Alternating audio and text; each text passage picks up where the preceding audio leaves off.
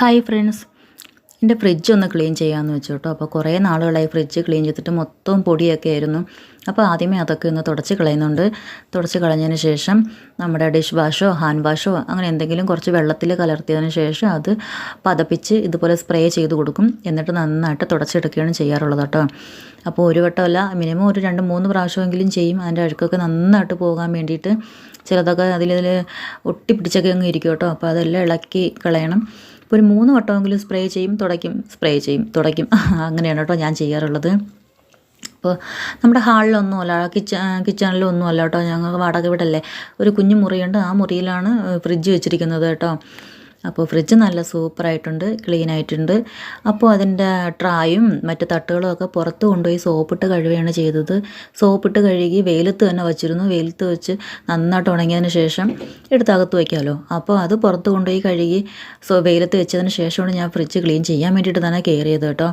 അപ്പോൾ അത് അവിടെ ഇരുന്ന് വെയിലത്തിരുന്ന് നന്നായിട്ട് ഉണങ്ങി കിട്ടുന്ന സമയം കൊണ്ട് ഇവിടെ ഫ്രിഡ്ജ് ക്ലീൻ ആവുമല്ലോ. അങ്ങനെ ഫ്രിഡ്ജൊക്കെ ക്ലീൻ ചെയ്തു. അതിൻ്റെ തട്ടൊക്കെ പറക്കി അതാത് സ്ഥലങ്ങളിലൊക്കെ വച്ചു. എല്ലാം സൂപ്പറാക്കിയിട്ടുണ്ട്. അപ്പോൾ കുറച്ചൊക്കെ പച്ചക്കറികളൊക്കെ ഉണ്ടായിരുന്നുള്ളൂ, തോനെയൊന്നും ഉണ്ടായിരുന്നില്ല.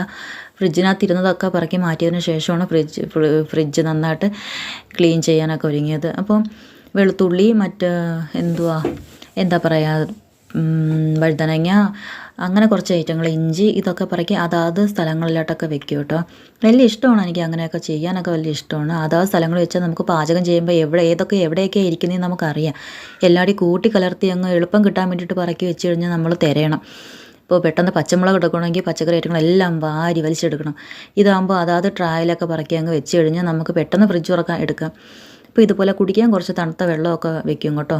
അപ്പോൾ ഈ വലിയ കുപ്പിയിൽ ഞാൻ ടാങ്കൊക്കെ മധുരമിട്ട് കലക്കി വെക്കും. കുഞ്ഞൊക്കെ ഉള്ളതല്ലേ, അപ്പോൾ അവൾക്ക് കയറി ഇറങ്ങി കുടിക്കാൻ വേണ്ടിയിട്ടൊക്കെ, അവൾക്ക് മാത്രമല്ല എനിക്ക് അങ്ങനെ വെക്കും. ഇപ്പോൾ കുറച്ച് ഓറഞ്ച് ഉണ്ടായിരുന്നു, കുറച്ച് മുന്തിരി ഉണ്ടായിരുന്നു.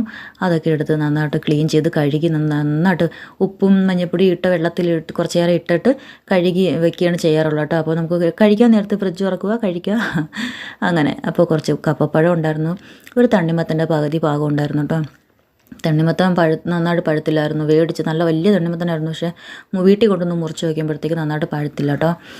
എന്തായിരുന്നാലും അത് വെച്ചു. പിന്നെ കുറച്ച് സവോള, അതുപോലെ കുറച്ച് വഴുതനങ്ങ, അങ്ങനെ കുറച്ച് ഐറ്റങ്ങളൊക്കെ ഉണ്ടായിരുന്നു. അതൊക്കെ പറക്കിയൊക്കെ വെച്ചിട്ടുണ്ടായിരുന്നു.